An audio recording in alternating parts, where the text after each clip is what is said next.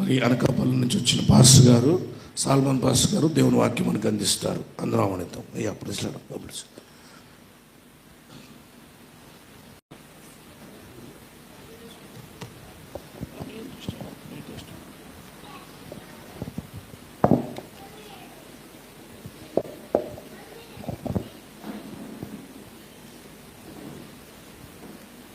Praise the lord. హల్లెలూయా.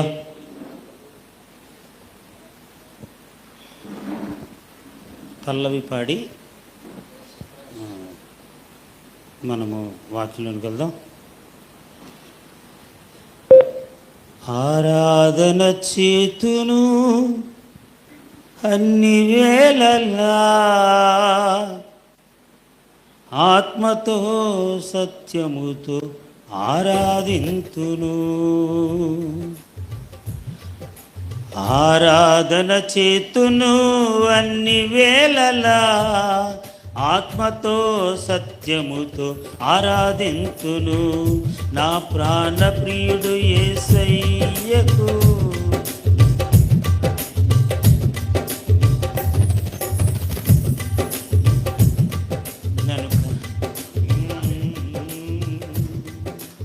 వదిలేండి. Praise the lord. Hallelujah. సరే, వాక్యంలోకి వెళ్దాం.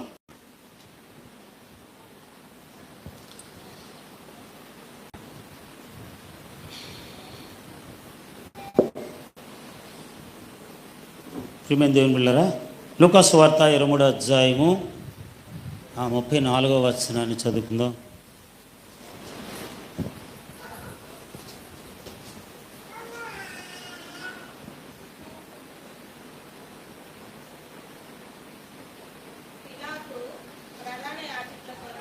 Hmm.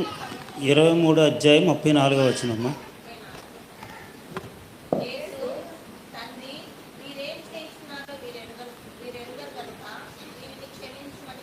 చాలమ్మా. యేసు తండ్రి వీరేమి చేయుచున్నారో వీరెరుగరు కనుక వీరిని క్షమించమని చెప్పాను. దేవుడు తన పరిశుద్ధ వాక్యం మనకులో దీవించి ఆశీర్వదించును గాక. ఆమెన్. కూర్చుందాం అందరమే. హల్లెలూయా. ప్రియమైన దేవుని బిడ్డలారా, మరి ప్రభువైన యేసుక్రీస్తు వారు సిలువలో 7 మాటలు పలికారు. ఆ పలికిన మాటలు ఈరోజు ఆయా సంఘాల్లో ధ్యానిస్తారు. అయితే నేను ఆ విధంగా తీసుకోవటం లేదు, కానీ మరి ఆయన పలికిన మాటలో దాగున్న ఆ మంచి మాటను మీ ముందుంచాలన్న ఉద్దేశంతోనే నేను ఈ యొక్క మాటను తీసుకున్నాను. ఇది మొట్టమొదట ప్రభువారు సిలువలో పలికినటువంటి మాట ఇది. తండ్రి వీరేమి చేయుచున్నారో వీరెరుగరు కనుక వీరిని క్షమించుమని మరి చెప్పారు. క్షమించుట అనే విషయం మీద మనం ఈ సమయంలో ధ్యానించిపోతూ ఉన్నాం. పిల్లలు నేను చెప్పే మెసేజ్ని లోతుగా ఆలోచించకండి, ఆత్మీయంగా ఆలోచించండి. లోతుగా ఆలోచించద్దు, ఆత్మీయంగా ఆలోచించండి. ఆ వాక్యములో ఆ వాక్యాన్ని మీరు కలిగి ఉన్నారో లేదో గ్రహించండి చాలు. ఆ వాక్యంలోనూ మీరు ఆ వాక్యాన్ని కలిగి ఉన్నారో లేదో గ్రహించండి. ఓకేనండి. హల్లెలూయా. పిల్లరా, క్షమించండి. ప్రభువారు సిలువలో పలికిన మొదటి మాట క్షమించుట. మరి ఎవరిని ఎప్పుడు క్షమిస్తారండి? ఎవరిని ఎప్పుడు క్షమిస్తారు? మన పట్ల జరగవలసినంతా జరిగిపోయిన తర్వాత, జరుగుతూ ఉన్నప్పుడా? జరిగిపోయిన తర్వాత క్షమిస్తారా? జరుగుతూ ఉన్నప్పుడు క్షమిస్తారా? ఎప్పుడు క్షమిస్తారు? జరుగుతూ ఉన్నప్పుడు క్షమించరు, జరిగిపోయిన తర్వాత క్షమిస్తారు. అవునా కదా? అవునా కదండి? ప్రభువారు అదే చేశారు. జరిగిపోయిన తర్వాత వారిని క్షమిస్తూ ఉన్నాడండి. వారు ఏం చేస్తున్నారట? ఆయన వస్త్రాలు తీసుకొని పంచుకొని చీట్లు వేసుకుంటున్నారు. ప్రజలు నిలబడి అలా చూస్తూ ఉన్నారు యేసయ్యను ఏం చేస్తాడా అని. అలాగే అధికారులు ఏంటండి అధికారులను వీడు ఇతరులను రక్షిస్తానన్నాడు కదా, ఎలా రక్షిస్తాడు అని వాళ్ళు చూస్తున్నారు. అర్థమైందండి? వీడు దేవుడు ఏర్పరచుకున్న క్రీస్తు అయిన ఎడల తన్ను తాను రక్షించుకొని ఏంటండి ఇతరులు రక్షించడా అని అపహసిస్తూ చూసేవాళ్ళు ఉన్నారు. ఏంటండి సైనికులు వచ్చి ఏం చేసినట్టు ఆయన యొద్దకు వచ్చి చిరకనిస్తూ ఉన్నారు. నువ్వు యూదుల రాజు అయితే నువ్వు రక్షించుకోమని ఆయన అపహసిస్తూ ఉన్నారు. అనేక విధాలుగా ఆయన బాధలు పెడుతూనే ఉన్నారు. అవునా కదండి? హల్లెలూయా. మరి ఆయన మొక్క మీద ఉమ్మేశారట. ఒకరా అనేకులు మొక్క మీద ఉమ్మేస్తే అసలు మొక్క ఏమైనా కనబడుతుందా? కనబడుతుందండి? ఎంతగా పూసుంటారు ముఖం మీద. ఇదంతా ఎవరి కోసం? మన కోసమే. కానీ మనం నామకార్థమైన క్రైస్తవత్వంలో ఉండకుండా ఆత్మీయంగా ప్రభు మన కొరకు ఏం చేశాడనేది ఆలోచించుకుంటూ మనకు ముందుకు వెళ్ళాలని దేవుడు ఇవన్నిటినీ జ్ఞాపకం చేసుకుంటూ ముందుకు వెళ్ళాలి. దేవుడికి స్తోత్రం. అయితే ప్రియులరా, ప్రభు అయితే అన్నాడు, తండ్రి వీరు ఏమి చేయుచున్నారు, వీరు ఎరుగురు కనుక వీరిని క్షమించి అన్నాడండి. కళ్ళ ముందే వారు చేయవలసినవన్నీ చేసేస్తున్నారు. కానీ ప్రభువు నోటి నుంచి వచ్చిన మాట క్షమించుట అని మాట వస్తుంది. అవునా? వారు తెలిసి చేసినా తెలియక చేయకపోయినా ప్రభువారు క్షమిస్తూనే ఉన్నారు. ఎందుకంటే అతడు క్షమించే దేవుడై ఉన్నాడు గనుక. అతడు క్షమించే దేవుడు అయ్యున్నాడు కనుక వారిని క్షమిస్తూనే ఉన్నాడండి. ఒకసారి శిష్యులందరూ వచ్చి మరి ప్రభు దగ్గరికి వచ్చి పేతురు వచ్చి అడుగుతాడు. మత్తయి సువార్త 18వ అధ్యాయంలో అడుగుతాడు. 21, 22 వచనాలు చూస్తే, ఆ సమయంలో పేతురు ఆయన యొద్దకు వచ్చి, ప్రభువా, నా సహోదరుడు నా ఎడల తప్పిదమ్మ చేసిన ఎడల నేను ఎన్ని మార్లు అతను క్షమించవలను? 7 మార్లు. అందుకు యేసు అతనితో ఇట్లనెను, 7 మార్ల మట్టుకే కాదు 70 ఏళ్ల మారుల మట్టుకని నీతో చెప్పుచున్నాను. హల్లెలూయా. పిల్లరా, నిన్నటినే ఈ యొక్క మాట గురించి మీ సేవకుల ద్వారా ఒక మంచి విషయాన్ని తెలుసుకున్నాను. ఏంటండి? 70 ఏళ్ల వారి మట్టుకంటే 70 ఇంటూ 7 అంటే 490 సార్లు. ఈ లెక్కల గురించి మీ పాస్టర్ గారిని అడగండి, నన్ను అడగొద్దు. చక్కగా నిన్న మాకు బోధించారు, మేము విన్నాం, సంతోషించాం. కాబట్టి ఇన్నిసార్లు దేవుడు మనల్ని క్షమిస్తూనే ఉన్నాడండి. వారిని క్షమించాడు. ఎవరిని? ఇశ్రాయేలు ప్రజలందరినీ కూడా ఆయన క్షమించాడు. ప్రభువారు భూత వర్తమాన భవిష్యత్ కాలంలో ఉండే దేవుడు. భూత వర్తమాన భవిష్యత్ కాలంలో ఉండే దేవుడు. నిన్న నేడు నిరంతరం ఉండే దేవుడు. ఆది అంతమునే ఉన్న దేవుడు. అవునా కదండి? మొదటివాడినే, కడపటివాడు కూడా ఆయనే. అయితే ప్రియులారా, క్షమించడంలో తనకంటే ముందున్న వారిని ఆయన క్షమించగలడు.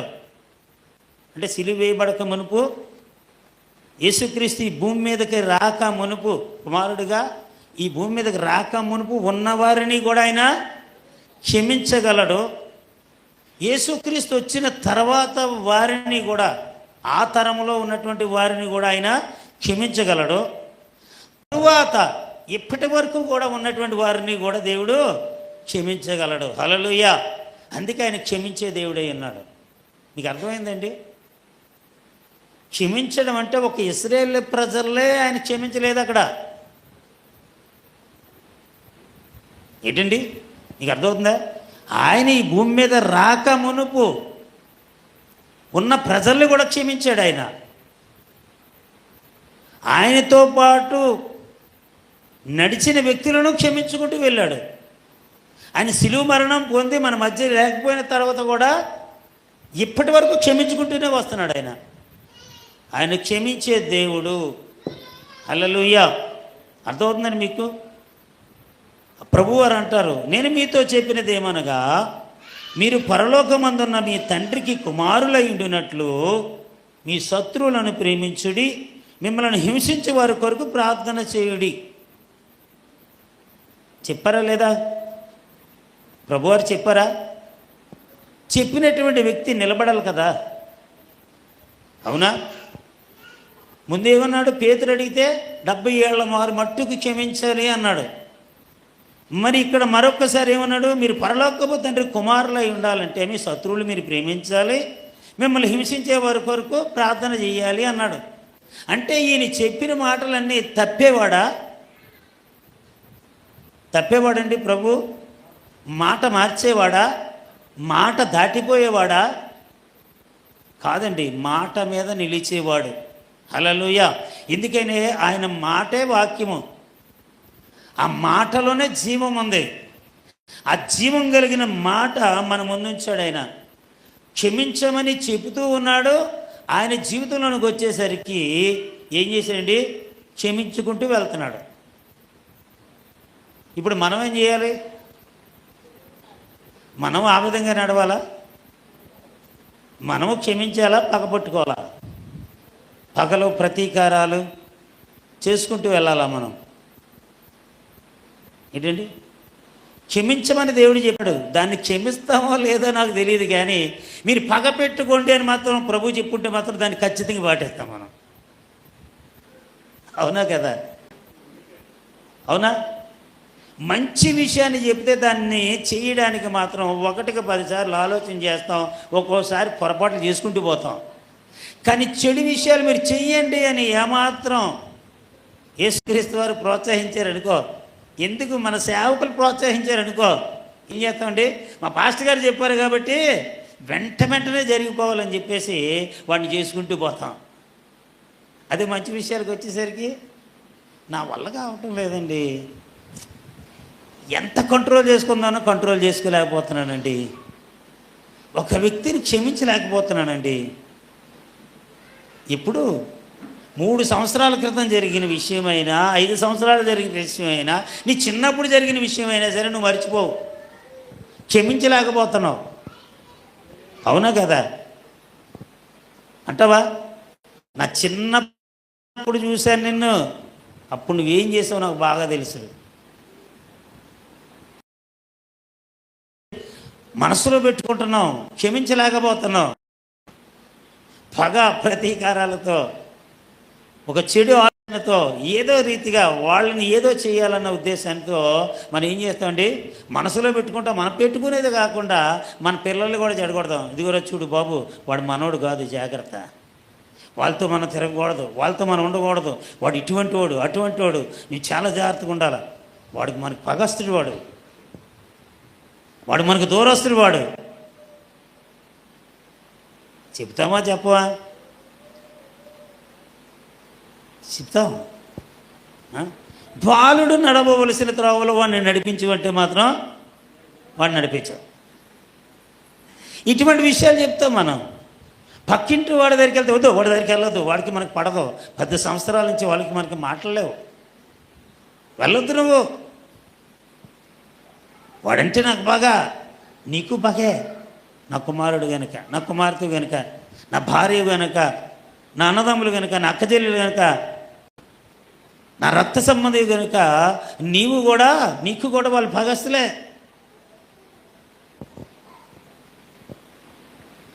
సింపుల్గా మనం అనుకుంటాం, ప్రభువారు క్షమించు అన్నారు కదా అన్న మాట మనం చాలా సింపుల్గా తీసుకుంటాం దాన్ని.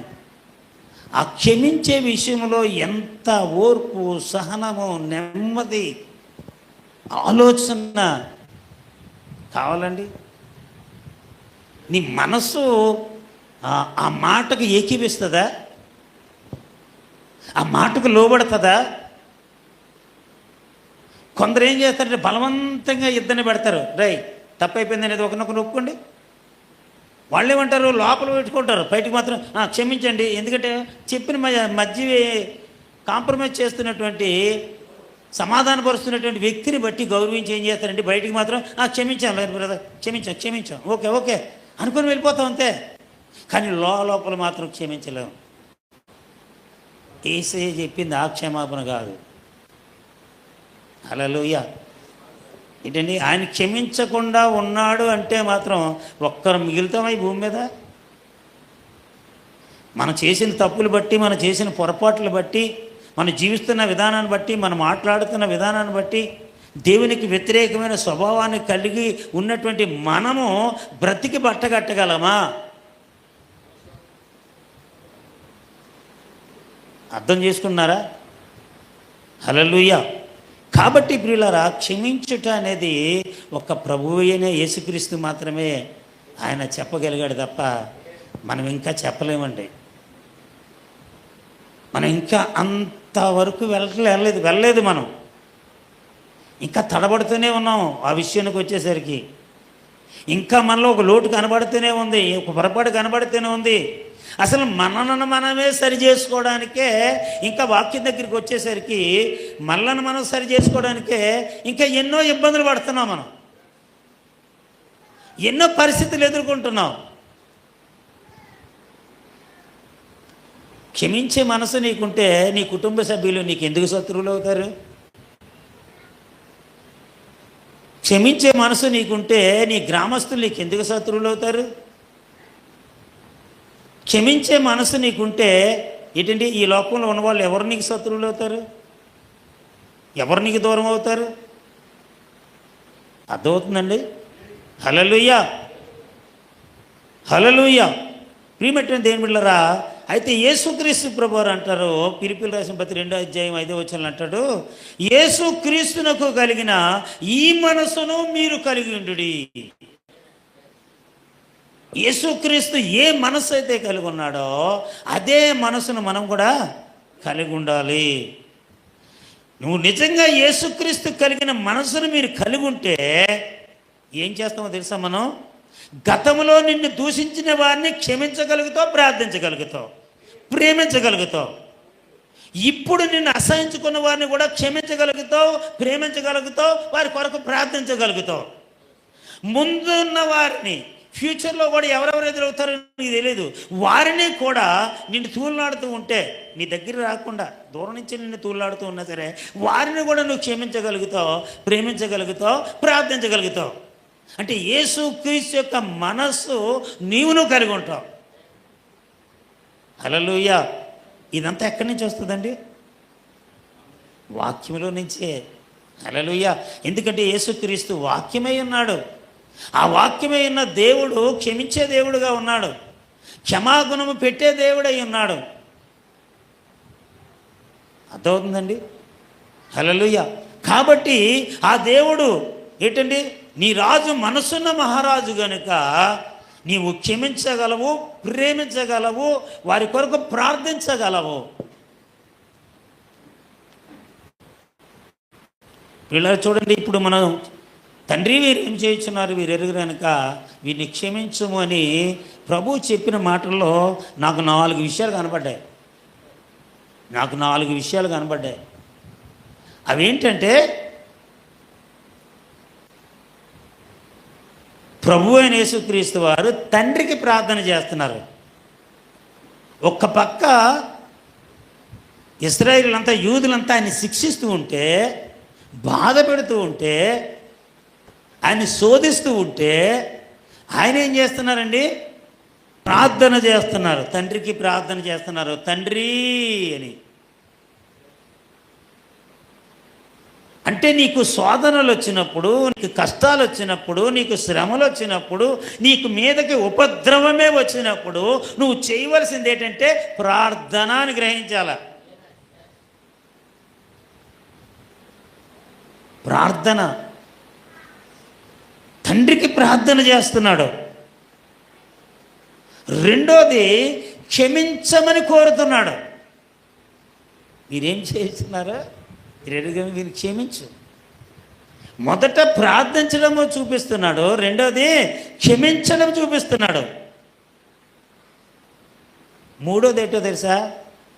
నాలాగే మీరు కూడా క్షమించాలని చెబుతున్నాడు ఆ వాక్యంలో.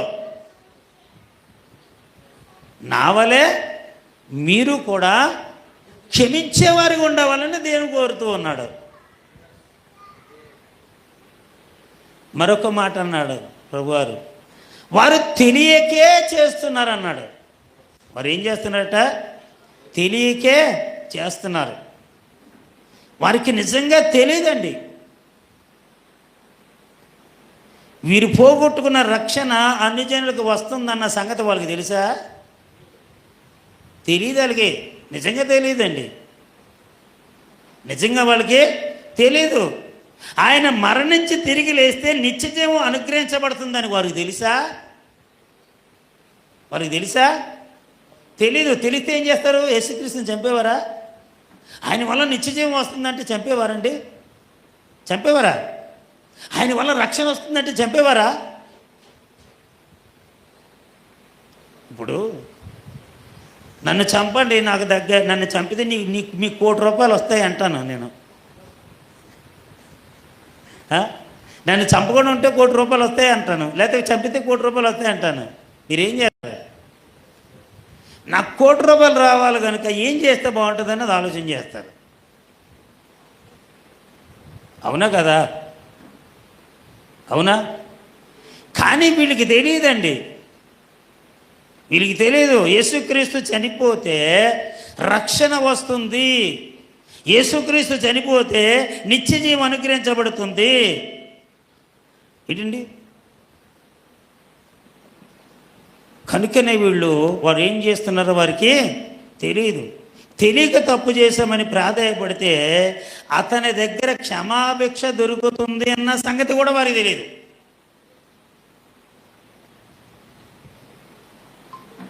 యేసయ్య పిల్లరా వారిని క్షమించాడు. ధర్మశాస్త్రమును తనలో చూపించాడండి. ఆయన క్షమించాడు, ధర్మశాస్త్రమును తనలో చూపించాడు. అంటే నేను ధర్మశాస్త్రాన్ని నెరవేరుస్తున్నాను, నాలోనే ధర్మశాస్త్రం ఉన్నదని చూపించడానికి ఆయన క్షమించినటువంటి పదాన్ని ఆయన క్షమించగలుగుతూ ఉన్నాడు.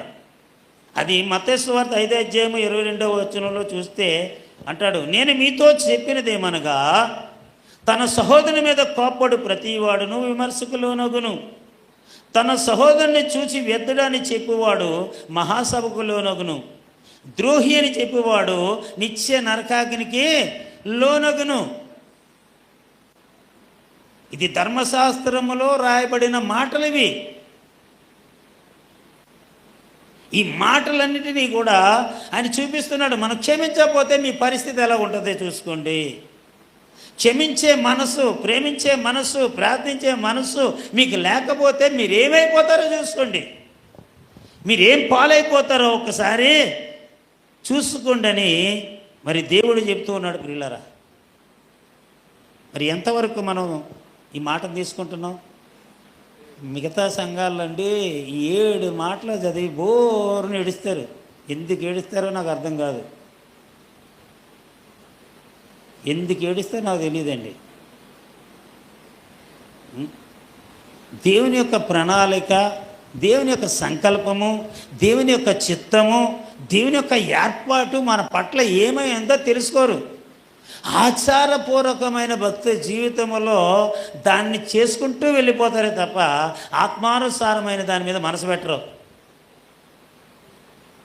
7 మాటలు 7గురికి ఇచ్చేస్తారు, 7గురు చదివేస్తారు, అన్నీ చేసేస్తారు, అయిపోయింది అంతే. 7 చేస్తారు. ఇంక రేపు నుంచి ఏడుస్తారా? ఏడిపించేస్తారు ప్రభుని.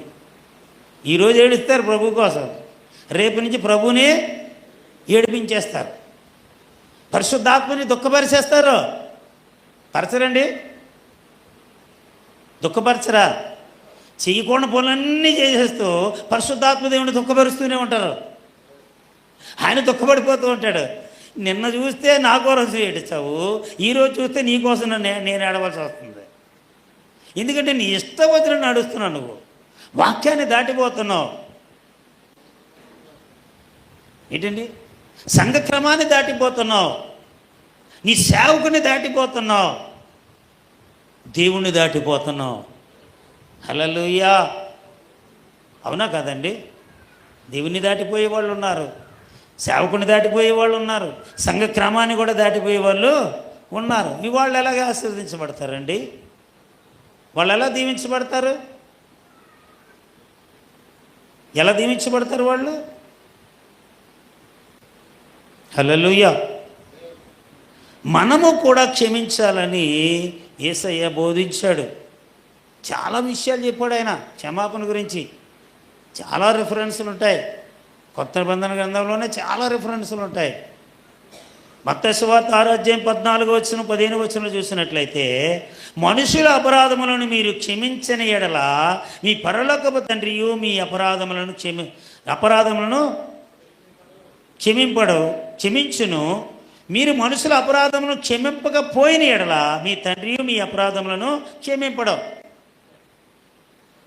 మనుషుల అపరాధములను మీరు క్షమించిన ఎడల మీ పరలోకపు తండ్రియు మీ అపరాధములను క్షమించును. మీరు ఏంటంటే మనం ఏం చేయాలట? మనుషుల యొక్క అపరాధాలు మనం ఏం చేయాలి? క్షమించుకుంటూ వెళ్ళాలి. అప్పుడు దేవుడు మనల్ని క్షమిస్తాడు. మనం వాళ్ళ అపరాధాలు క్షమించకపోతే దేవుడు మనల్ని కూడా క్షమించడు. నిన్ను అంత ఈజీగా మర్చిపోతానా, నువ్వు చేసినవన్నీ నేను గుర్తుపెట్టుకోలేదు అనుకుంటున్నావా అనేవాళ్ళు ఉన్నారు. అవునా కదా? ఈ రోజుల్లో అండి భార్య మీదే భర్తకి పగ, భర్త మీదే భార్యకి పగ. ఎలా టార్చర్ చేయాలో అలా టార్చర్ చేస్తారు. ఎలా పగ తీర్చుకోవాలో అలా పగ తీర్చుకుంటారు. అవునా కదా? భార్యలారా మీ భర్తలకు లోబడి ఉండండి అంటే, లేదు మేము టార్చర్ తీసుకుంటాం అంటారు. భర్తలారా మీ భార్యలు ప్రేమించండి అంటే, లేదు లేదు ప్రేమిస్తాం తర్వాత, ముందు నాలో చిన్న కోపం ఉంది, నాలో చిన్న ద్వేషం ఉంది, నాకు చిన్న వ్యతిరేకంగా నడుస్తుంది, కాబట్టి పనిష్మెంట్ ఇవ్వాల్సిందే అని పనిష్మెంట్ని వెతుకుతూ ఉంటాడు. ఆమె కూడా ఏం చేస్తుందండి? తనకు వ్యతిరేకంగా నడుస్తున్నాడని పనిష్మెంట్ ఇవ్వడానికే ప్రయత్నం చేస్తుంటుంది. ఇక్కడ దేవుని వాక్యం చెప్తుంది, మనుషుల యొక్క అపరాధములను మీరు క్షమిస్తే దేవుడు మీ అపరాధాలు క్షమిస్తాడు. మనుషుల యొక్క అపరాధాలు మీరు క్షమించకపోతే దేవుడు మీ అపరాధాలు కూడా క్షమించడు. అంటే నీ భార్య నువ్వు క్షమించకపోతే దేవుడు నిన్ను క్షమించడు. నీ భర్త నువ్వు క్షమించకపోతే దేవుడు నిన్ను క్షమించడు. అర్థమవుతుందండి? మన ఇంట్లో నుంచే మొదలు పెడతాం. క్షమించను, నేను క్షమించను, టార్చర్ జరగవలసిందే, దెబ్బకి దెబ్బ తీయవలసిందే, మాటకు మాటే. అవునా కదా? ప్రియులారా, దేవుడిచ్చిన క్షమాగుణాన్ని మనం పరిపూర్ణంగా మన జీవితంలో తీసుకోవాలంటే ఏంటండి? తీసుకోవాలంటే మనం ఏం చేయాలి? క్షమించే మనసు ఎప్పుడు వస్తుందంటే ప్రియులారా, నీవు పరిశుద్ధాత్మను పొందినప్పుడే. క్షమించే మనసు ఎప్పుడు వస్తుంది నీకు? నువ్వు పరిశుద్ధాత్మను పొందినప్పుడే. నువ్వు పరిశుద్ధాత్మను పొందకపోతే క్షమించే మనసు, ప్రేమించే మనసు, కనికరించే మనసు నీలో ఉండదు. ఎందుకంటే పరిశుద్ధాత్ముడు ఆదరణకర్త గనుక ఆయన నీ వెనుకే ఉండి నువ్వు చేసే ప్రతి తప్పును ముందు నీకు అర్థమయ్యేలాగా బోధిస్తాడు. ఆయన అర్థమయ్యేలా చెబుతాడు. పరిశుద్ధాత్మను కలిగి ఉంటే మాత్రం తొందరపడి తప్పులు చేయవు, తొందరపడి మాట్లాడవు, తొందరపడి నడవవు, తొందరపడి ఇబ్బందులు పాలు కావు. పరిశుద్ధాత్మ అనేది నీలో ఉంటే ఖచ్చితంగా నువ్వు అన్నిటినీ వివేచిస్తావు, అన్ని విషయాలు ఆలోచిస్తావు. ఏది క్రమమో ఏది క్రమము కాదో, ఏది మంచో ఏది చెడ్డో అర్థమవుతుందండి. నువ్వు చేసేది కరెక్టో కాదో, నువ్వు నడిచేది కరెక్టో కాదో అన్నీ నీకు అర్థమవుతాయి. ఒక్క నిమిషం నీవు ఎవరినైతే పగపెట్టుకున్నావో, నువ్వు ఎవరి మీద అయితే కోపం పడుతున్నావో వారికి నీకు మధ్యన ప్రభువైన యేసుక్రీస్తు నుంచు, పరిశుద్ధాత్మ నుంచు, పరిశుద్ధాత్మ నుంచు. అటు ఇటు దేవుడు ఏం చేస్తాడండి? సమాధానపరిచి క్షమించే మనసునిస్తాడు. హల్లెలూయా. అర్థమవుతుందండి? ఏ విషయంలోనైనా, ఒక కుటుంబ పరంగానైనా, ఎటువంటి విషయంలోనైనా నీ మధ్య నువ్వు సమస్య ఉందంటే సమస్యకి నీకు మధ్య దేవుణ్ణి పెట్టాలా, యేసుక్రీస్తుని పెట్టాలా, పరిశుద్ధాత్మ దేవుని పెట్టాలా. ఏ విషయమైనా ఉన్నాయండి. నువ్వు కోర్టుకి వెళ్తున్నావా, కోర్టుకి నీకు మధ్య యేసుక్రీస్తుని పెట్టు. అర్థమవుతుందా? ఏ విషయంలోనైనా నువ్వు అలాగ పెట్టినప్పుడు ఏంటంటే నీలో క్షమించే మనసు, ప్రేమించే మనసు, కనికరించే మనసు నీలోనికి వస్తుందండి. హల్లెలూయా. ప్రియమైన దేవుని బిడ్డలారా, మీకు మరొక మాట చెప్పనా, నువ్వు పరిశుద్ధాత్మను పొందుకుంటే మొట్టమొదటి ఆదివారం అక్కడి నుంచి వచ్చిన వెంటనే, ఆ గేటు దాటిన వెంటనే వచ్చినంటే ముందు బోర్డు సైడ్ చూస్తా. నేను అనుకుంటున్నాను,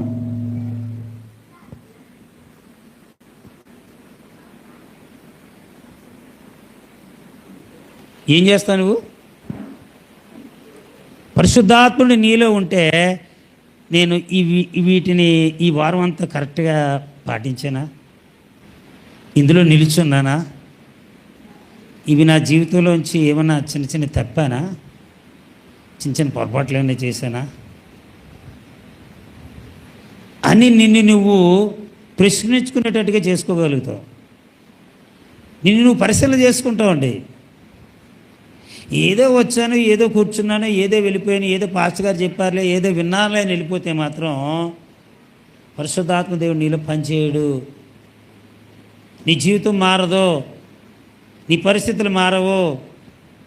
పాస్టర్ గారు చెప్పినా సరే, పాస్టర్ గారు మీకు తెలియదు ఊరుకోండి, వాడు నాకు ఎన్ని పనులు చేశాడో వాడిని ఊరికనే వదిలేస్తానా? పాస్టర్ గారు మీకు తెలియదండి, మా ఆయన ఎన్ని రకాలుగా నన్ను ఆటంకం పెడుతున్నాడు, మీకేం తెలుసండి, నేను ఊరుకుంటానా?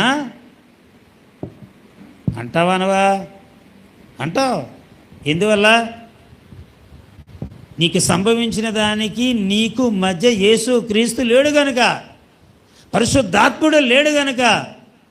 ఆయన ఉంటే క్షమించే మనసు నీలోనికి వస్తుంది, లోబడే మనసు నీలోనికి వస్తుంది, విధేయత చూపే మనసు నీలోనికి వస్తుంది, ఆలోచించే మనసు నీలోనికి వస్తుంది.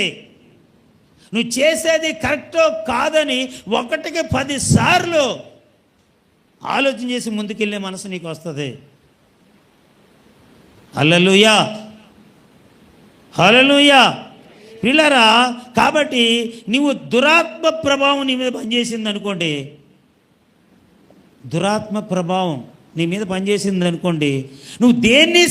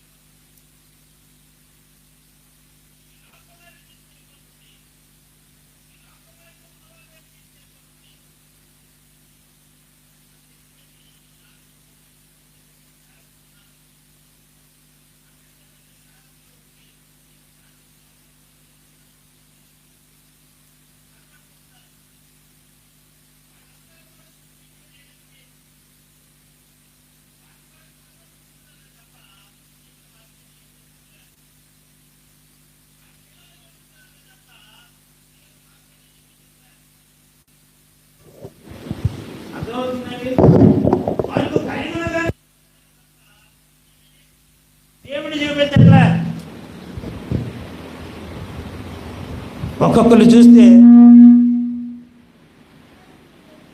ఒక్కొక్కరిని చూస్తే నేను చెప్పినప్పుడు పాటలు పాడినప్పుడు ఒక ఇది వస్తుంది, వాంటింగ్. ఒక్కొక్కరు చూస్తే పిల్లరా చాలా భయంకరమైనటువంటి స్థితిలోనికి ఈరోజు సంఘాలను తీసుకెళ్ళిపోతూ ఉన్నారు. కానీ నేనంటాను, దేవుడు మనకు మంచి అవకాశం ఇచ్చాడు, మంచి వాక్యం ఇచ్చాడు, మంచి సంఘం ఇచ్చాడు, మంచి సహవాసం ఇచ్చాడు. దానిలో నువ్వు నిలిచుండాలా. నువ్వు ఎప్పుడైతే నిలిచుంటావో ప్రతి వాక్యానికి లోబడతావు. ఎస్, ఆమేన్ అని చెప్తావు. అవును, ఆ వాక్యం కింద నేనున్నాను, ఆ వాక్యంతో నేనున్నాను, ఆ వాక్యంలో నేను నడుస్తున్నాను, ఆ వాక్యంలో నేను జీవిస్తున్నాను, ఆ వాక్య ప్రకారమే నడుచుకుంటూ వెళ్తున్నాను. ఆమేన్ ఆమేన్ ఆమేన్ అని చెప్పగలుగుతావు. నువ్వు లేకపోతే మాత్రం నువ్వు చెప్పలేవు, క్షమించలేవు. రోమపత్రికలో రాయబడి ఉంటుంది, 8వ అధ్యాయంలో 9వ వచనంలో రాయబడి ఉంటుంది, దేవుని ఆత్మ మీలో నివసించుచున్న యెడల మీరు ఆత్మ స్వభావం గలవారే కానీ శరీర స్వభావం గలవారు కారు. ఎవడైనాను క్రీస్తు ఆత్మ లేనివాడైతే వాడు ఆయన వాడు కాడు. అవునా? దేవుని ఆత్మ నీలో నివసిస్తే ఏంటండి, నువ్వు ఆత్మ స్వభావాన్ని కలిగి ఉంటావు, ఆత్మ స్వభావాన్ని కలిగి ఉంటావు. శరీర స్వభావం నీ మీద పని చేయదు. పగలో ప్రతీకారాలు పెట్టుకోవు, అసూయలు ద్వేషాలు పెట్టుకోవు, అసహ్యం పెట్టుకోవు, ఆందోళన పెట్టుకోవు. ఈ లోకపరమైన విధానాలు ఏంటిని కూడా పెట్టుకో నీ మనసులో. నువ్వు ఆత్మ స్వభావం కలిగి ఉంటే, ఎందుకంటే నువ్వు పరిశుద్ధాత్మ నిన్ను ఏలుతున్నది కనుక, పరిశుద్ధాత్మ నిన్ను నడిపిస్తున్నది కనుక, నువ్వు ఒకవేళ తప్పు చేయడానికి నీ శరీరం ఏకీవించినా వెనక నుండి ఒక స్వరం వినబడుతుంది. అదే పరిశుద్ధాత్మ స్వరం. అటుగాని ఇటుగా నువ్వు వెళ్ళకు, తిన్నగా వెళ్ళని.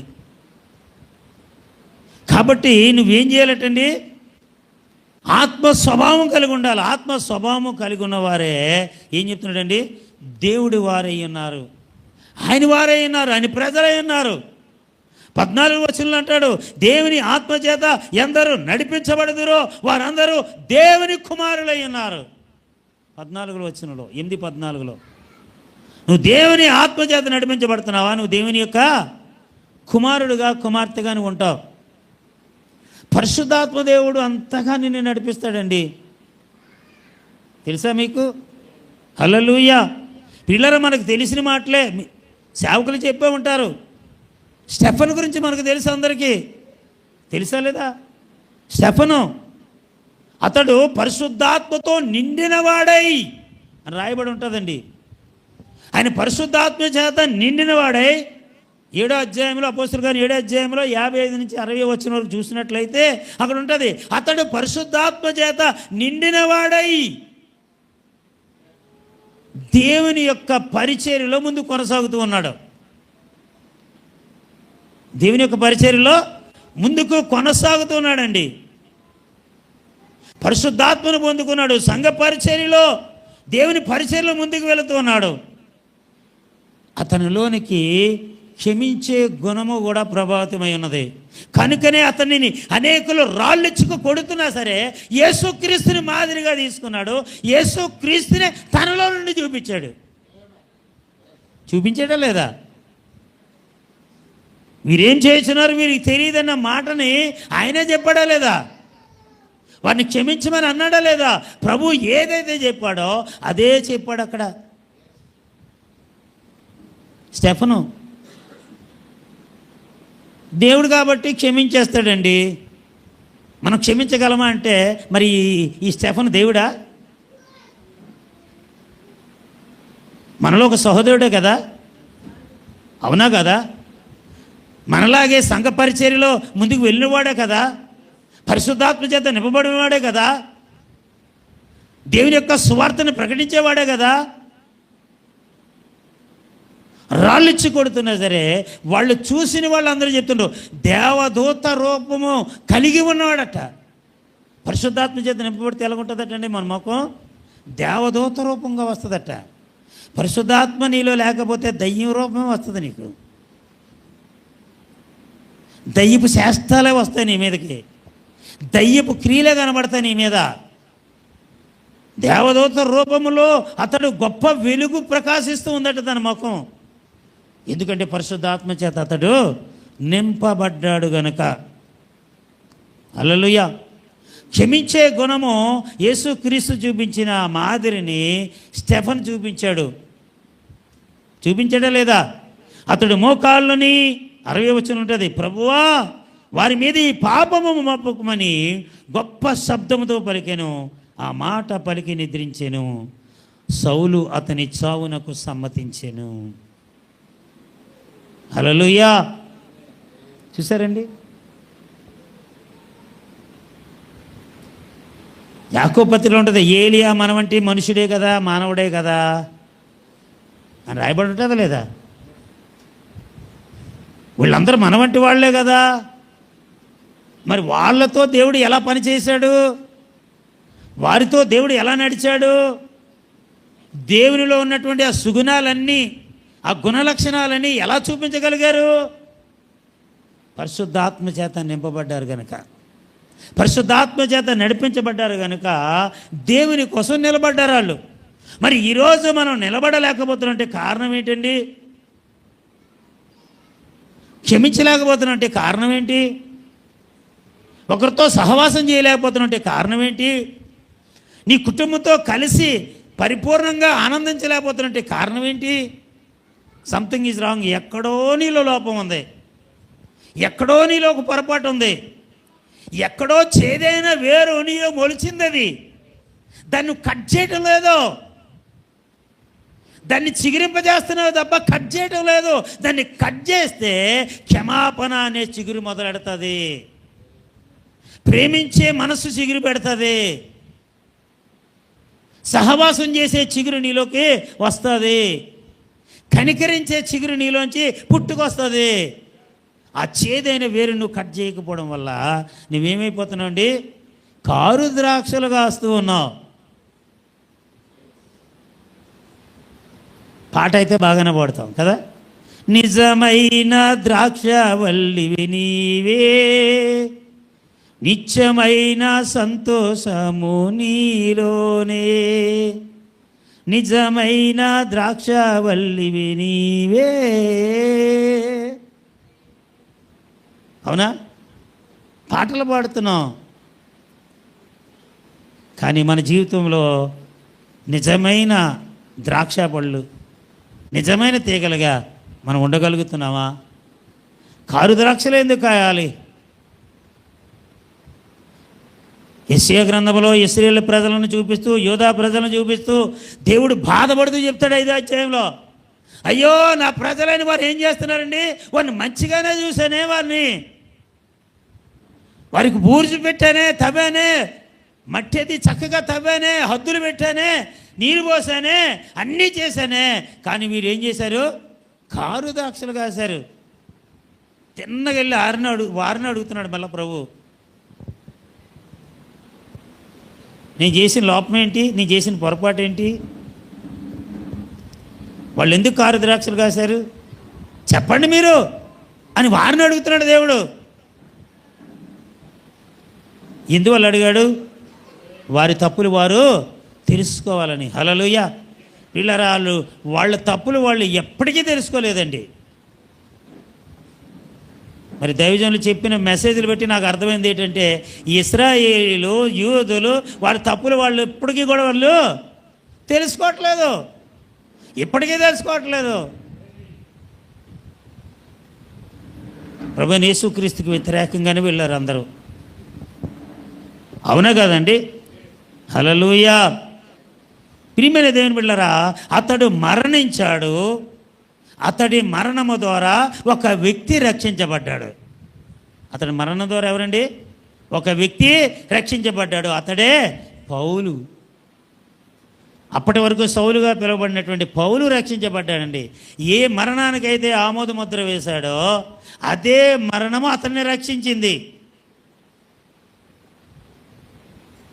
చూసారండి? ఒక్క ఆత్మ అంటే చూడండి, యోహాను సువార్తలో 12వ అధ్యాయంలో 23వ వచనంలో 24వ వచనంలో ఒక మాట ఉంటుందండి. అందుకు యేసు వారితో ఇట్లా, నేను మనుష్య కుమారుడు మహిమ పొందవలసిన గడియ వచ్చి ఉన్నది. గోధుమ గింజ భూమిలో పడి చావకుండిన ఎడల అది ఒంటిగానే ఉండును, అది చచ్చిన ఎడల విస్తారంగా ఫలించును. హల్లెలూయా. గోధుమ గింజ ఒంటిగానే ఉంటుంది, అది చస్తేనే, భూమిలో పడి చస్తేనే అది ఏమవుతుందండి, విస్తారంగా ఫలిస్తుందండి. అలాగే ఏంటండి, స్టెఫను చనిపోయాడు, పౌలు లేచాడు విస్తారముగా. హల్లెలూయా. దేవుని గూర్చినటువంటి ఏంటండి ఆ యొక్క సువార్తను ప్రకటించాడు, ఎన్నో ఆత్మలు రక్షించాడు, ఎన్నో పత్రికలు రాశాడు, సువార్త దండయాత్రలు చేశాడు. దేవుని కొరకు తన శరీరాన్ని తాను నలగొట్టుకున్నాడు. ఏంటండి, ఇంకదే కాదు, ఏమన్నాడో తెలుసండి, అనేక సంఘాలు కట్టాడు, అనేక పత్రికలు రాశాడు, అనేకమైన చేసి యేసుక్రీస్తు యొక్క మాదిరికరమైన జీవితాన్ని పౌలు చూపించడే కాదు, ఏమన్నాడు తెలుసా, నేను క్రీస్తుని పోలి నడుచుకొనుచున్న ప్రకారమును చెప్పాడు. అంత గట్స్ ఎవరికి వస్తాయండి? మనం చెప్పగలవా? అని ఏ భావంతో చెప్పాడనేది తర్వాత విషయం. కనీసం ఆ మాట అనగలవా? ఈ సందర్భాన్ని బట్టి, దేన్ని బట్టి అనేది మనం పక్కన పెడదాం. ఆ మాట నువ్వు నేను అనగలమా? నన్ను పోలు నడుచుండని చెప్పగల? నేనైతే చెప్పలేను, నాకంత దమ్ము లేదు. ఎందుకంటే నాలో కూడా చిన్న చిన్న లోపాలు ఉంటాయి, పెద్ద పెద్ద లోపాలు ఉంటాయి, చిన్న చిన్న లోపాలు ఉంటాయి. సరిచేయబడుతూ ఉన్నాం. వాక్యం దగ్గరికి వచ్చి అందరూ సరిచేయబడుతూ ఉన్నాం. ఎందుకంటే వాక్యం రెండంచుల ఖడ్గమైనది, అది చెప్పేవారిని వినేవారిని కూడా సరి చేస్తూ ఉంటుంది. అమ్మ, అర్థమవుతుందా మీకు? హల్లెలూయా. వీళ్ళని చూడండి, ఇస్కరియోతు యోధా గురించి తెలుసు మనకి. యేసుక్రీస్తుతో ఉన్నాడు యోధా. ఏం తెలుసుకున్నాడు? ఏం నేర్చుకున్నాడు? ఆయన వెంబడించింది వాక్యాన్ని కాదండి, లోకాన్ని వెంబడించాడు. వాక్యాన్ని వెంబడించలే, లోకాన్ని వెంబడించాడు. నాశనపుత్రుడు ఉండాలి, అది దేవుని యొక్క ప్రణాళిక. అది పక్కన పెట్టండి, దాన్ని పక్కన పెట్టండి. కానీ యేసుక్రీస్తుతో ఉన్నాడు యోధా, ఇస్కరియోతు యోధా. అతన్ని వెంబడిస్తూ ఉన్నాడు 3.5 సంవత్సరాలు. అవునా? వెంబడిస్తూ ఉన్నాడు, వాక్యం వింటున్నాడు, లోకాన్ని అనుసరిస్తున్నాడు. అతడికి తెలుసు లేఖనములలో నిత్యజీవం ఉన్నదని తెలుసు. లేఖనాలు ఏముంది? నిత్యజీవం ఉన్నదని తెలిసి కూడా దాన్ని వదిలేశాడండి. దాన్ని వదిలేసి ధనాపేక్ష గలవాడై యేసయ్యను అమ్మడానికి బేరం పెట్టాడు. బేరమేనంటారు మీ దగ్గర? బేరం పెట్టాడు. యేసయ్యను అమ్మడానికి రెడీ అయిపోయాడు, సిద్ధపడిపోయాడు. అతనికి కావలసింది ధనం, కానీ మరణాన్ని కోరి తెచ్చుకున్నాడు. పిల్లరా, ఒకని మార్గము అని దృష్టిలో ఏంటండి యథార్థంగానే కనబడుతుందట, తొద్దుకది మరణమునకు దారి తీస్తుందట. ఆ యోధ అనుకున్నాడు ఉంటాడు, నేను బాగానే ఉన్నాను, పర్లేదు, ఈయనేం కాదు కదా. సరిగా అర్థం చేసుకోలేదండి యేసయ్యను ఎవరనేది. ఏదో వెంబడిస్తున్నాడు అంతే. ఈరోజు కూడా అనేక మంది వెంబడిస్తున్నారు అంతే, కానీ సరిగా అర్థం చేసుకోవట్లేదు. దేవుని అర్థం చేసుకోవట్లేదు, దేవుని వాక్యాన్ని అర్థం చేసుకోవట్లేదు, దేవుని సేవకుని అర్థం చేసుకోవట్లేదు, దేవుని సన్నిధిని అర్థం చేసుకోవట్లేదు. ఏదో వెంబడిస్తున్నాం అంతే, వెంబడించుకుంటూ వెళ్ళిపోతున్నాం అంతే. అర్థం చేసుకోవట్లేదండి. హల్లెలూయా. ప్రియమైన దేవుని బిడ్డలారా, అతడు క్షమించే దేవుణ్ణి కలిగి ఉన్నామన్న సంగతి తెలుసుండి కూడా, వినండి, దగ్గరికి వస్తున్నాం, క్షమించే దేవుడు కలిగి ఉన్నానన్న సంగతి తెలుసుండి కూడా ప్రభువు దగ్గరికి క్షమాపణకి వెళ్ళలేదండి. క్షమాపణ అడగలేదు. మంచి తాడుని ఎత్తుక్కుంటున్నాడు ఉరేసి చావడానికి. చూసారా ఆ మనసు ఎలా మారిందో? చూసారా? అతడు చేసింది తప్పని తెలిసిపోయింది, అతడు చేసింది పొరపాటు తెలిసింది. తెలుసున్న తర్వాత ఏం చేయాలి? ప్రభు దగ్గరికి వచ్చి, ప్రభువా నన్ను క్షమించయ్యా అని అడగాల. కానీ ఏం చేశాడు? తాడు వెతుక్కుంటున్నాడట. మంచి తాడు ఎక్కడ దొరుకుతుంది? ఉరి పోసి చచ్చిపోదాం డిసైడ్ అయిపోయాడు.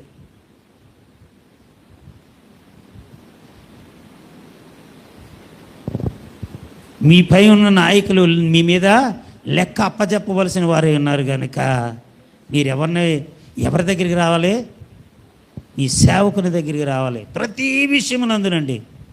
మీకు తెలుసో లేదో ప్రియమైన దేవుళ్ళరా, నీ భర్తతో చెప్పుకోలేని విషయాలన్నా, నీ భార్యతో చెప్పుకోలేని విషయాలన్నా, నీ తల్లిదండ్రులతో చెప్పుకోలేని విషయాలన్నా సరే, ఈ లోకంలో ఉన్నవారు నీ అన్నదమ్ములతో ఎవరితో కూడా చెప్పుకోలేని విషయాలన్నా సరే, నీ యొక్క ఆత్మీయ తల్లిదండ్రులతో చెప్పుకోవడానికి మీకు రైట్స్ ఉన్నాయి. వాళ్ళతోనే చెప్పాలా అన్ని విషయాలు. స్త్రీలు పాస్టమ్మ గారి దగ్గరికి వెళ్ళాలా, పురుషులు పాస్టర్ దగ్గరికి వెళ్ళాలా.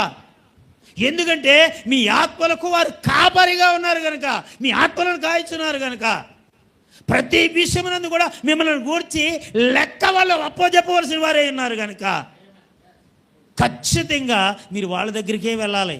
వాళ్ళ దగ్గరికి వెళ్తే వేరే దగ్గరికి వెళ్తుంది. కానీ వేరే దగ్గరికి వెళ్ళి చెప్పారనుకో, అది వేరే వాళ్ళ దగ్గరికి వెళ్ళి మీకు ప్రమాదాన్ని తీసుకొస్తుంది, మీ జీవితంలో ముప్పు తీసుకొస్తుంది, మీకు సమస్యలు తీసుకొస్తాయి, మిమ్మల్ని ఇబ్బందుల్లో పెడతాయి, మిమ్మల్ని ఇరకాటంలో పెడతాయి. కానీ అదే సేవకుని దగ్గరికి వస్తే మీ సమస్యను విన్నప్పుడు అతడు నీ సన్నిధిలో, దేవుని యొక్క సన్నిధిలో మిమ్మల్ని గురించి ప్రార్థన విజ్ఞాపన చేస్తాడు, మంచి సలహా ఇస్తాడు. ఈ రకంగా జీవిస్తే బాగుంటుంది, వాక్యం ఇలా చెబుతుందని చెప్పి మిమ్మల్ని నడిపించగలుగుతాడు. అర్థమైంది ఎంతమందికి? హల్లెలూయా. పిల్లరా, ఈరోజు ఇస్కరియోతు యోధ దేవుడినే కలిగుండి ఏం చేశాడండి? ప్రభువా నన్ను క్షమించి మరే దారి లేదా, నాకు వేరే దారి లేదా ప్రభువా అని అడుగుంటే వేరే విషయంగా ఉండేమో. జనరల్గా చెప్తున్నాను, అసలు దానికోసమే పుట్టాడు అనుకో, ఇతడు పక్కన పెడదాం. అది లేకపోతే వేరేది ఉండదు కదా, దాన్ని పక్కన పెడదాం. కానీ మన గురించి అది ఒక ఉదాహరణగా తీసుకుంటున్నాను అంతే, ఇస్కరియోతు యోధాని. అర్థమైందండి? ప్రభువా ఏం చేద్దామంటే సరిపోను కదా, తాడుని ఎదుగుతున్నాడు. ఎక్కడ మంచి తాడు దొరుకుతుందో ఉరేసుకు చేద్దామని మనం కూడా అదే చేస్తున్నాం. ఈరోజు సేవకుని విడిచిపెడుతున్నాం, ఎక్కడెక్కడో తిరుగుతున్నాం, ఎవరెవరు సలహాలు తీసుకుంటున్నాం. మీ క్షేమాభివృద్ధి కోరేవారు మాత్రం నీ సంఘ కాపురు మాత్రమే, వేరే వాళ్ళు కాదండి. అది నిజమండి. మీకోసము రేయనక పగలనక ప్రార్థన విజ్ఞాపన చేసేవాళ్ళు ఈ సంఘ కాపురు మాత్రమే, దేవుడి తర్వాత సంఘ కాపురు మాత్రమే. మీ గురించి 24 గంటలు ఆలోచించేవాళ్ళు నీ సంఘ కాపురు మాత్రమే. నువ్వు కష్టాలున్నా, నువ్వు మంచిగా ఉన్నా, ఒక ఉన్నతమైన స్థానంలో ఉన్నా సరే, మిమ్మల్ని కావాలనుకునేవాడు మాత్రం సంఘ కాపురు మాత్రమే. మిగతా వాళ్ళు అయితే నీ దగ్గర కలిగి ఉంటే వస్తారు, నీ దగ్గర కలిగి లేకపోతే ఏం చేస్తారు? పక్కన పెడతారు, పెట్టరా? నీకు అన్నీ కలిసి వస్తే మేమున్నా నీకేమంటారు? ఏమీ లేకపోతే మిమ్మల్ని పక్కకు దోసేస్తాడు.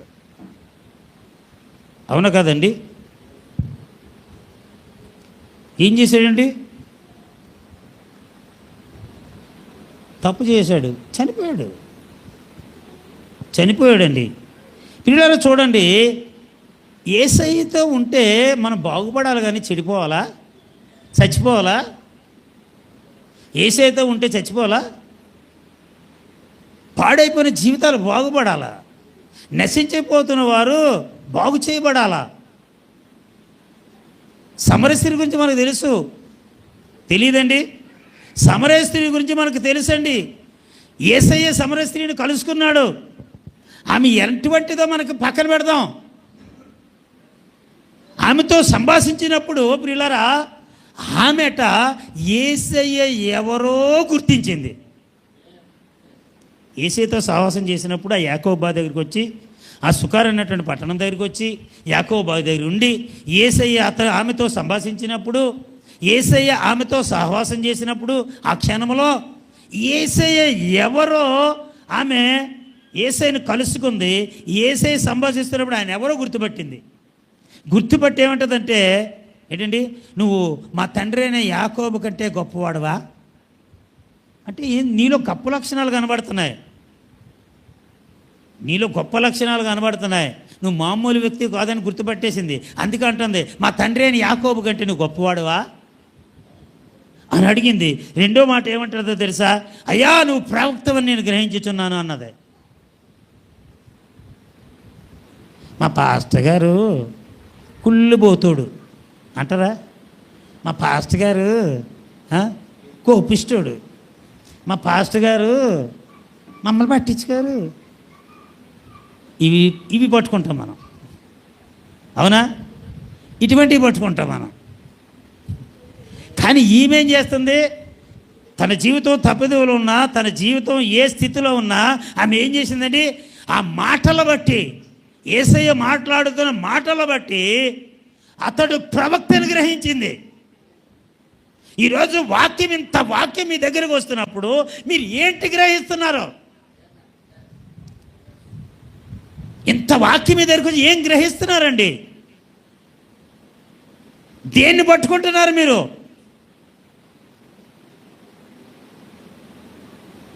ఇంకొక మాట అంటారు తెలుసా? క్రీస్తు అనబడిన మెస్సయ్య వచ్చునని నేను ఎరుగుదును. ఆయన నువ్వేనేమో. హల్లెలూయా. నీ మాటలు చూస్తుంటే, నువ్వు మాట్లాడే విధానం చూస్తుంటే నువ్వు మెస్సయ్యకుండే లక్షణాలు నీలో కనబడుతున్నాయి. రాబోయే మెస్సయ్య కొరకు ఎదురు చూస్తున్నావు కదా, ఆయన నువ్వేనేమో. చూసారండి? యేసయ్యతో ఎన్ని రోజులు సావాసం చేసిందండి ఆమె? చెప్పండి. మహా అయితే ఒక గంట రోజు కూడా కాదు, ఒక గంట, ఒక గడియ. ఇంతలోనే ఆయన ఎవరో తెలుసుకుందామే. కానీ ఇన్ని సంవత్సరాల నుంచి మన సహవాసంలో ఉన్నా, ఇన్ని సంవత్సరాల నుంచి ఈ వాక్యంలో ఉన్నా, సేవకుడెవరో దేవుడెవరో గుర్తించలేనటువంటి స్థితిలో ఉన్నాం మనం. వాక్యాన్ని పట్టుకోలేనటువంటి స్థితిలో ఉన్నాం మనం. సేవకుడిని పట్టుకోలేని స్థితిలో ఉన్నాం మనం. సేవకుని ద్వారా ఏ రకంగా మనం ముందుకు నడవాలో తెలుసుకోలేనటువంటి దౌర్భాగ్య స్థితిలో ఉన్నాం మనం. అవునంటారా కాదంటారా? చెప్పండమ్మా. ఆమె ఊరుకుందా? మారిన తర్వాత ఊరుకుందా?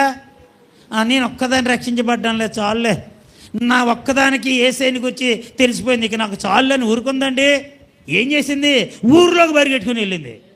ఇదిగో రండి. ఏం చెప్తుందో తెలుసా? మీరు వచ్చి నేను చేసినవన్నీ నాతో చెప్పిన మనిషిని చూడండి, ఈయన క్రీస్తు కాడా అని ఆ ఊరి వారితో చెప్పగా, ఆ వారు ఊరిలో నుండి బయలుదేరి ఆయన ఎద్దకు వచ్చుచుండిరి. చూసారండి? ఆమె తెలుసుకుంది, అనేకులను తీసుకుని వచ్చింది. ఈరోజు మనం ఏం చేస్తున్నాం? మన ఊరిలో మనం రక్షించబడ్డాం, చాలేదు, ఇంక చుట్టుపక్కల సంగతి మనకెందుకు లేదు అన్నట్టు ఉంటున్నాం. మన తోటి ఉద్యోగస్తులు ఎలాగుంటే నీ లేదు, మనకెందుకు లేదు, ఇక్కడ ఉంటావు, ట్రాన్స్ఫర్ అయిపోతావు, వెళ్ళిపోతావు, మనకెందుకు లేదు అనుకుంటున్నాం. మన వ్యాపారంలో పక్కన వ్యాపారం చేస్తున్నాయి, వ్యాపారం చేసుకోవడానికి వచ్చాం, పక్క వాళ్ళు ఏమైపోతాం, మనకెందుకు లేదు అన్నట్టు ఉంటున్నాం. మన పక్కింటి వాళ్ళు అద్దెకు వస్తే వాళ్ళు ఈరోజు ఇక్కడ ఉంటారు, రేపు ఇంకో దగ్గరికి పోతారు, వాళ్ళతో మనకెందుకులే అన్నట్టు ఉంటున్నాం. కానీ ఒక ఆత్మను నువ్వు రక్షిస్తున్నావు అన్న సంగతి మర్చిపోతున్నావు. పరలోక రాజ్యాన్ని కడుతున్నావు అన్న సంగతి మర్చిపోతున్నావు. దేవుని రాజ్యంలో ఒక ఉన్నతమైన స్థానాన్ని పొందుకుంటున్నావు అన్న సంగతి మర్చిపోతున్నావు నువ్వు ఈరోజు. అవునా కదా? హల్లెలూయా. ఇల్లరా, మనం ఎక్కడున్నప్పటికీ కూడా మనం దేవుని పని చేయాలా, దేవుని కొరకు బ్రతకాల, దేవుడు చూపించిన అడుగుచాడల్లో నడవాలా. క్రీస్తు యొక్క స్వరూపం మనలో ఉన్నదని అనేకులు గుర్తించేటట్టుగా ఉండాలా. దేవుని కొరకు జీవించాలా, దేవుని కొరకు బ్రతకాలా. బ్రతుకుడు క్రీస్తే చావైతే లాభమని పౌలు ఎలాగైతే చెప్పాడో, నువ్వు కూడా ఎలా ఉండాలంటే, నేను జీవించినంతకాలం దేవుడి కొరకే బ్రతుకుతాను, నా పనిపాట్లో ప్రతి కదలికల్లో కూడా నేను చనిపోయాననుకో దేవుని రాజ్యంలోకి పోతాను అన్నట్టు ఉండాలి. అటువంటి తెగింపు నీలో ఉన్నప్పుడు నీ జీవితంలో, నీ కుటుంబంలో అన్ని సమస్యలు పోతాయండి, అన్ని ఆటంకాలు పోతాయండి, అన్ని ఇబ్బందులు పోతాయండి. ఎందుకంటే నువ్వు తెగించి ఉన్నావు, దేవుని కొరకు తెగింపు కలిగి ఉన్నావు. భూమి మీద బ్రతికితే దేవుని కోసమే బ్రతుకుతాను, చచ్చిపోతే దేవుని రాజ్యంకి వెళ్ళిపోతానని. కాబట్టి నిన్నెవడాపుతాడు?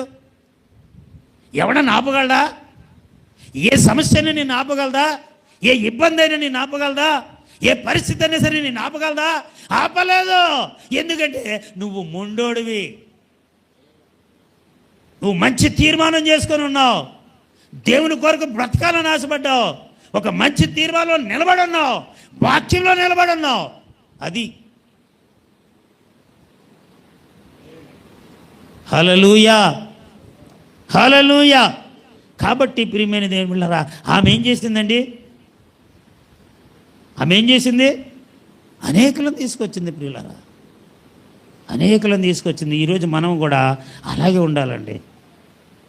ఏంటండి ప్రియులారా, ఎలా చెప్పుకుంటూ పోతే ఎన్నో విషయాలు మనం చెప్పుకోవచ్చు. యూదులు ఏమి చేయించున్నారో వారికి తెలియట్లేదు. ఆయన రక్తము వారి మీద వారి పిల్లల మీద ఉండాలని వారు శపించుకుంటున్నారు. వాళ్ళు ఏం చేస్తారో వాళ్ళకి తెలియట్లేదు. అయితే యేసయ్య ఏమన్నాడు? యేసయ్య ఏమన్నాడు తెలుసా? ముగించుకుందాం కొద్ది మాటలు. యేసయ్య ఏమన్నాడు తెలుసా? యేసు వారి వైపు చూసి, వారి వైపు తిరిగి, యెరూషలేము కుమార్తెలారా, నా నిమిత్తం ఏడవకండి, మీ నిమిత్తము మీ పిల్లల నిమిత్తం ఏడవండి. ఇదిగో గొడ్రాలను, కనిన గర్భములను, పాలనీయు స్తనములను ధన్యములైనని చెప్పుచున్న దినములు వచ్చుచున్నవి. హల్లెలూయా. వాళ్ళకి పట్టే పరిస్థితిని కూడా దేవుడు ఏం చేస్తున్నాడో చెబుతున్నాడు. ఎందువల్లంటే వాళ్ళే చెప్పించుకున్నారు కనుక. కాబట్టి మీకు మీరే చెప్పించుకున్నారు. అది మీరు తెలుసుకుంటే మాత్రం మీరు ఏం చేయాలా? మీకోసం, మీ పిల్లల కోసం ప్రార్థన చేసుకోండి. మీరు బ్రతికి బట్టగడతారు, మీరు బ్రతికి బట్టగడతారు అని దేవుడు వారికి చెప్పాడు. ప్రియమైన దేవుని బిడ్డలారా, కాబట్టి మనము క్షమించినటువంటి అనుభవంలో మనం ఉండాలి. అయితే చాలా విషయాలు ఇంకా ఉన్నాయి, కానీ నేను ముగించేస్తూ ఉన్నాను. మరి పిల్లలు ఆఖరిగా ఒక మాట మనం చదువుకొని ముగించుకుందాం. అందరూ కూడా బైబిల్ తీయండి. కొలసీలు రాసిన పత్రిక 3వ అధ్యాయము 12వ వచనం నుంచి 14వ వచనం వరకు చదువుకుందాం.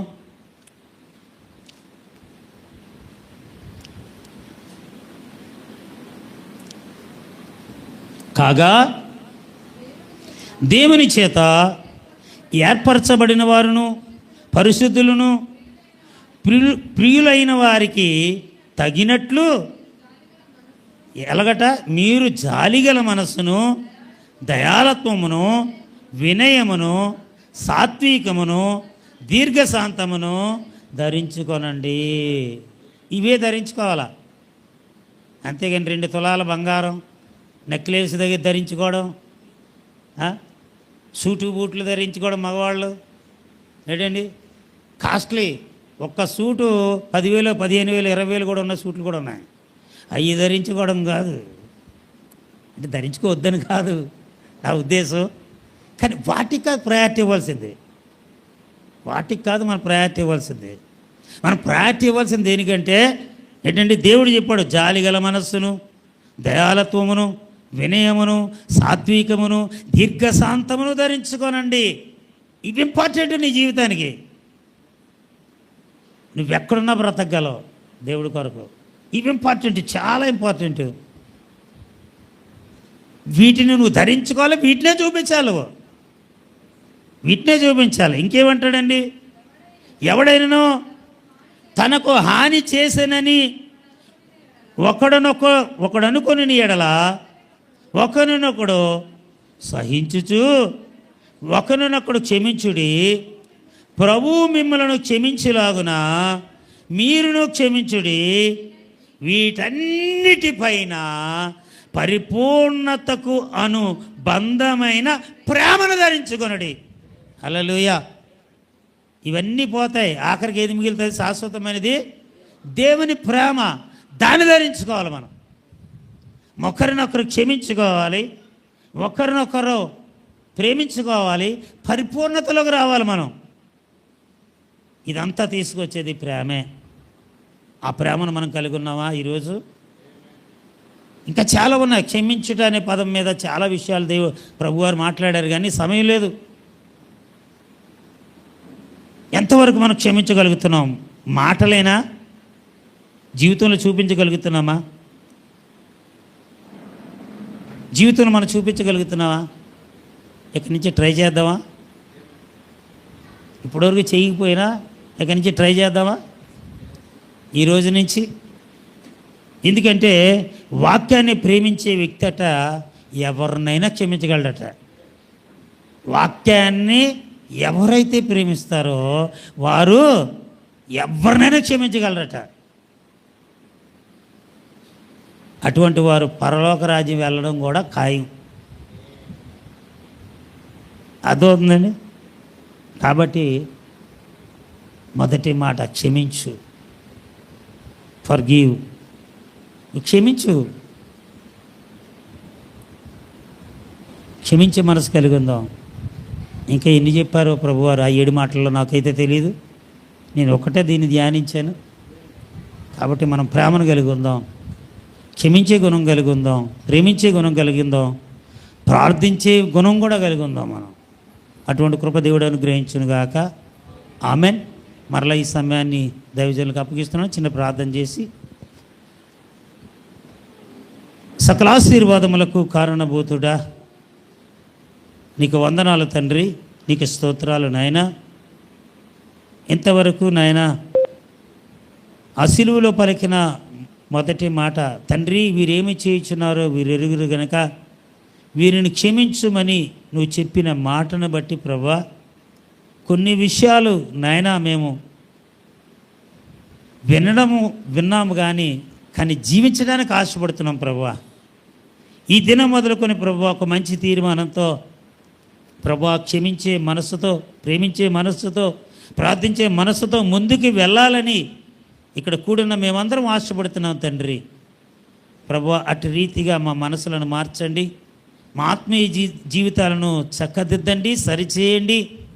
శాశ్వతమైన నీ ప్రేమతో మమ్మల్ని నింపి ఆ శాశ్వతమైన ప్రేమలో మమ్మల్ని కొనసాగింపజేసి నడిపించమని, దీవించమని, ఆశీర్వదించమని, సమస్తమైన మహిమ ఘనత ప్రభావములు మీరే పొందుకొనమని ప్రభువైన యేసుక్రీస్తు నామములో ప్రార్థించుచున్నాము తండ్రి. ఆమెన్. చాలా థ్యాంక్ యూ పాస్టర్ గారు. చాలా చక్కని వర్తమానం పాస్టర్ గారు మనకు మరొకసారి అందించి ఉన్నారు. అందరూ లేచి నిలబడదాం.